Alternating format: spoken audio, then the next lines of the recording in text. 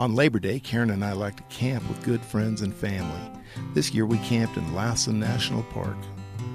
It's always a good feeling when the summer starts cooling off. To be able to get outdoors, fire up the camp stove, and fill the morning air with the smell of coffee and smoked bacon is a delight for us. By Saturday morning, most of our tribe has arrived.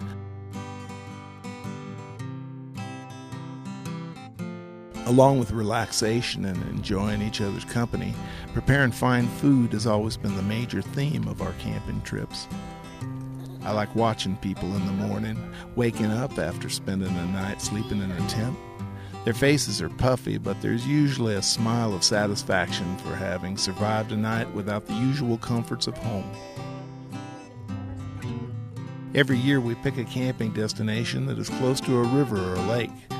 Butte Lake Campground in Lassen National Park is such a place. Before breakfast, I like to get out on the water and paddle in my canoe to do a little exploring to see what I can see. Okay, we're up here at Lake Butte in Lassen National Park. It's not a crisp morning. It's kind of a little bit hazy, overcast, but we've had a little breeze and a huge wind came up last night. Thought we could have got hit by a branch in the tent because I parked that thing pretty much right under some widowmaker branches. I think I might have to move the tent tonight. It's just about sunup. We got a little sun behind us right now, and it's still early. We haven't seen any wildlife. There's supposed to be bears. There's bear boxes in the camp, but really we haven't seen it or heard any bears. In fact, somebody left a bag of chips out the other night, and they were untouched even by the chipmunks. So I think anybody that's afraid of bears up here shouldn't have any problems, but you never know. Opposite the campground side of the lake are some lava beds which flowed from the base of a nearby cinder cone hundreds of years ago. The cone rose to a height of 750 feet above the surrounding area and spread ash over 30 square miles. Then, like many cinder cones, it got snuffed out when these basalt lava flows erupted from its base. The lava flows spread out over the valley, damming the creek, which helped form Snag Lake to the south. Butte Lake is fed by water from Snag Lake, seeping through the lava beds. In my background here, you can see the butte, the cinder cone. I don't know how old that thing is. You have to find it in the history books. There's history on this area that tells when all this stuff blew up. But very interesting. We hope to be able to climb that thing today, later on.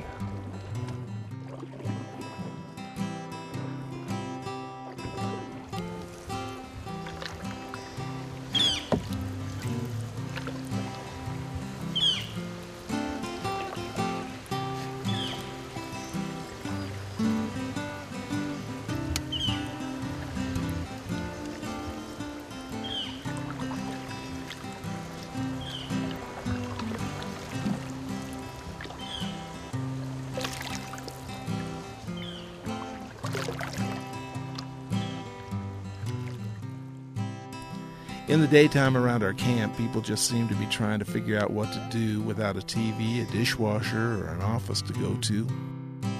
Driving in the morning traffic or talking on the phone for hours at a time has been replaced by breathing campfire smoke, eating, drinking, and watching the dogs wrestle. Camping by the water adds so much more enjoyment to the day. Fishing, lounging, and paddling on the water. It just doesn't get much better.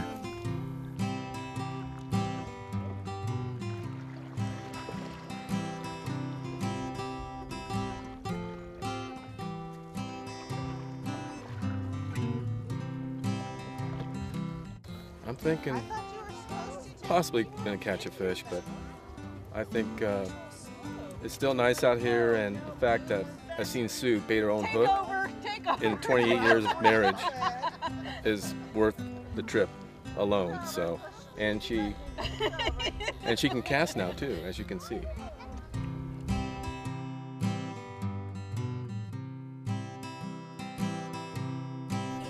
Butte Lake Campground is within hiking distance to a sizable cinder cone left over from a more geologically active time in the area. We couldn't pass up the opportunity to climb it simply because it's there. Here we are at the foot of the, what cone is this? Cinder. It's a cinder cone. In Lassen, but it's not like a pine cone, it's a cinder cone. And we're gonna try and walk up it, so here we go.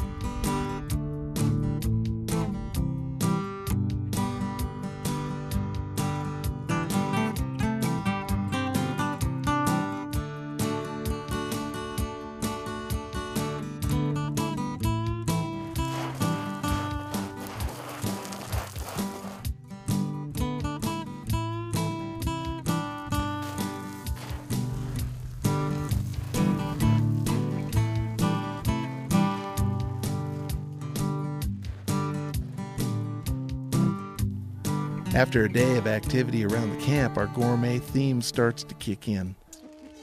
Bogle Petit Syrah, and it tastes very good. This year, our friends brought fresh garden veggies to prepare a most delectable salad. From our garden.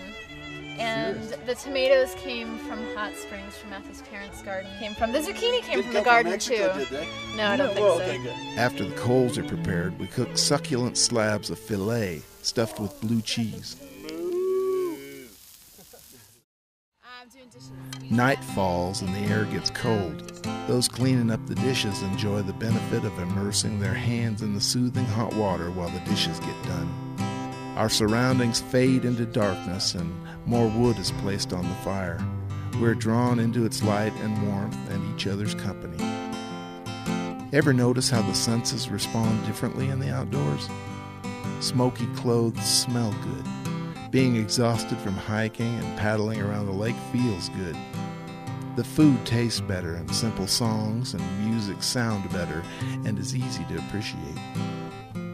So we don't leave our guitars at home. Campfires and guitars. It's not that we play and sing any better when we're camping. We play and sing because it sounds better around the campfire. The flickering sparks and the crackle of the burning wood add a musical layer to the songs we share with each other.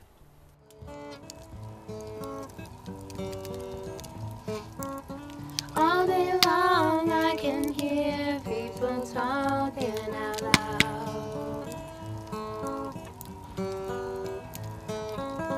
But when you hold me near, you drown out the crowd.